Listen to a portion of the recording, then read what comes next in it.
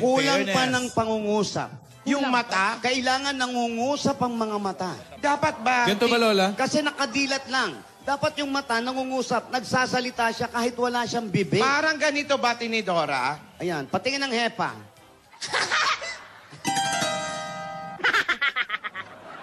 Hindi naman ganyan. Para ka naman nililipasan ng isip niyan eh. Parang exorcist din. Yung nangungusap, Nangungusap. hindi yung naka-stay lang, Meng. Okay? Divina, nakaganon ka lang. Kailangan medyo gumaganon. Nangungusap. Nagsasalita kahit walang bibig. Okay, are you ready? Kailangan po ng mic. Wala na pong linya, Lola. Wala nga mata. Okay po. O sige, mag-usap kayo. Mata-mata lang. Okay, ready? Lights. Motor.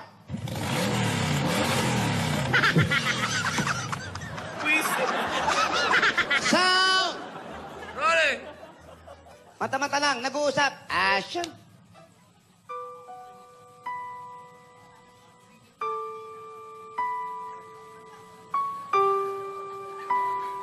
Kailangan kung ano yung nilalaman ng isip nyo, yun ang lumalabas sa mata nyo.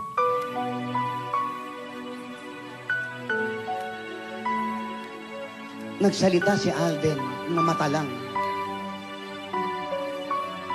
Sumagot si Divina ng mata lang.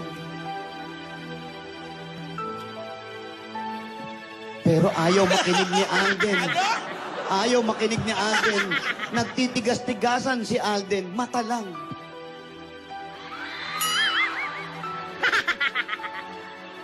Nagalit si Divina, mata lang. Galing niya paghihiwalay niya, oh. Nagtitigan. Nagtitigan. At unti-unting naglalapit ang inyong mga mukha. Lumalapit sa isa't isa. Si Alden tumitingin sa kanan. Masakit yung mata ko. Sa kanan, Alden. Si Divina, sa kanan din. Yung itim lang ang tumitingin.